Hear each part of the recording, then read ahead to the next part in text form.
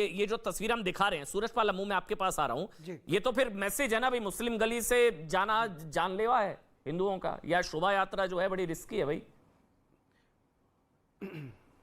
बिल्कुल, मैं अभी अमन सुन रहा था मियां अशोक गहलोत जनाब को, जिस प्रकार की उनकी भाषा है, मुझे लगता है उन्होंने पहले से ही मन बना रखा है कि ये सब काम होना था और मुझे बयान देना था। अगर वो राहुल गांधी से अगर सवाल करते या हम कहते कि राहुल गांधी जवाब दें, तो लोग कहते कि हम कह रहे हैं। जिस प्रकार से हमला किया गया है, वो जोधपुरी पत्थर, जो लाल पत्थर होता है जोधपुरी, उसकी सिल्लियां फेंकी गई हैं अमन, और वहां पर जो 40 लोग घायल हुए, कितने मरे उसका तो प्रशासन बता नहीं रहा है। जिस प्रकार की हरकत की गई है ना, ये लोग हल्के में ले रहे हमको।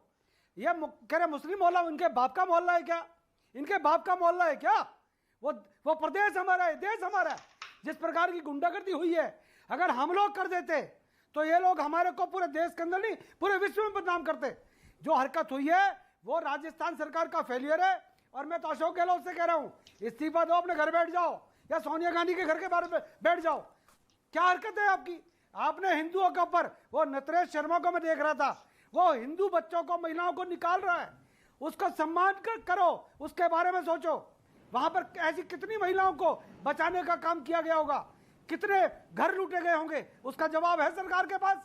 हमें मालूम है, चाहे करौली हो, चाहे दौसा हो, चाहे अलवर हो, चाहे भरतपुर हो, वहां पर जिस प्रकार से वहां पर मैं माहौल क्षेत्रों को वहां पर राजस्थान सरकार प्रमोट कर रही है और हिंदुओं का दमन कर रही है। यह बड़ा गंभीर विषय बोल रहा हूं मैं अमन जी। वहां पर हिंदुओं के साथ अत्याचार हो रहा है, गांव के गांव खाली हो रहे हैं, और ये कांग्रेस की सरकार है। ये आपने एक बात कही, दिल्ली मॉडल, ये सचमुच ये दिल्ली मॉडल, ये करौली मॉडल के अंदर कोई फर्क नहीं है, क्योंकि वहां भी पत्थर फेंके गए थे और यहाँ पर सिल्लियां फेंकी गई है। हम लोग भगवा यात्रा ना करें, हम बाइक यात्रा ना करें, इनके बाप का देश है क्या?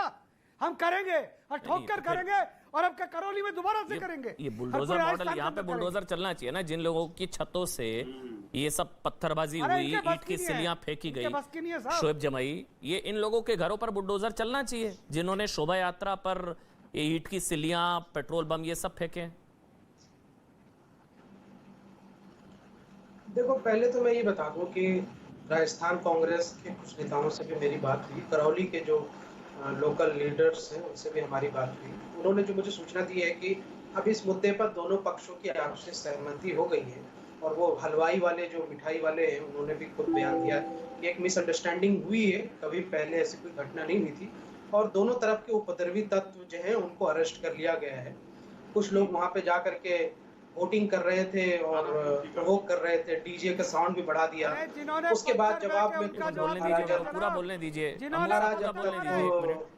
पूरा बोलने दीजिए, फिर सवाल लेंगे, पर उनको अपनी बात रखने दीजिए। बोलिए आप अम्मू जी। वो प्रोवोक कर रहे थे इसलिए उनको मारा। अरे ठीक है, बोलिए बोलिए, पूरा बोलिए। अरे भाई, डिबेट में पत्थर मत फेंकिए भाई साहब। डिबेट में क्यों पत्थर फेंक रहे हो आप? नहीं, यहाँ पे कोई छत पे थोड़ी ना बैठा है शांति दूत। नहीं, ठीक कह रहा हूं। यहाँ पे कौन सा छत पे बैठा है कोई शांति दूत जो पत्थर फेंकेगा? अपनी बात रखिए, तंज नहीं, अपनी बात रखिए आप। चलिए आप अपनी बात रखिए, आप बोलिए, एक मिनट बोलने देते हैं उनको। बोलिए आप, शोएब जमाई बोलिए। अरे भाई अमन जी, सब लोग अपने अपने घरों में क्या पत्थर लेके बैठे हैं क्या? अभी बीएचपी वाले से है ना, ये लोग लेकर बैठे थे ना, सब ये सारे लेकर बैठे थे। मुझे भी तो यही हैरानी हो रही है, दिल्ली दंगों में भी ऐसा ही था।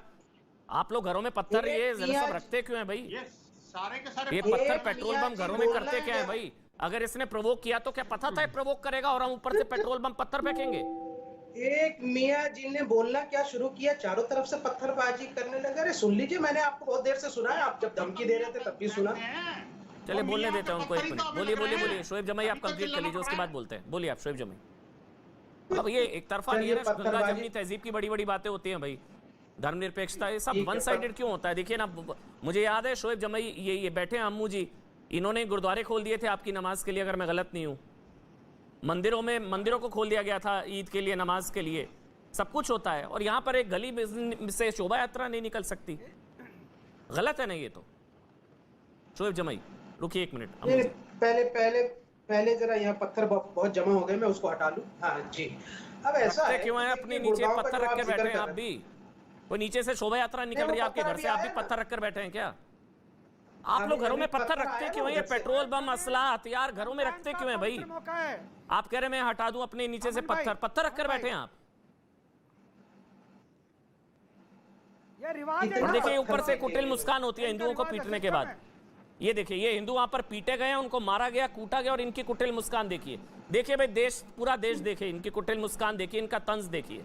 यहाँ पर हिंदुओं को मारा गया, कूटा गया, उन पर पत्थर फेंके गए, ईंट की सिलियां फेंकी गई। ये भाई साहब आके यहाँ पर मुस्कुरा रहे हैं और ये बड़ी बड़ी बातें करते हैं गंगा जमनी तहजीब की, और ये सेकुलरिज्म की एक तरफा धर्मनिरपेक्षता चल रही है। आप देख लीजिए इनका चेहरा।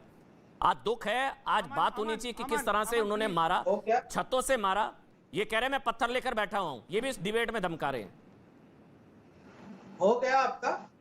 अमन, जिस हो गया? प्रकार से इनका अब मैं बोलूं? सेकुलरिज्म की सेवैयां खिलाते हैं। ये देखिए, ये है पूरा इनका। विश्व देख रहा है आपको। चलिए बोलने देते हैं, बोलने देते हैं, बोलने देते हैं। बोलिए शोएब जमाई। रमजान का मौका है, अरे सच बोलो, पत्थर बरसाए हैं। शोएब जमाई और बोलिए, निहत्तों बोलिए, पर बोलिए पूरा शोएब जमाई बोलिए। निहत्तों पर।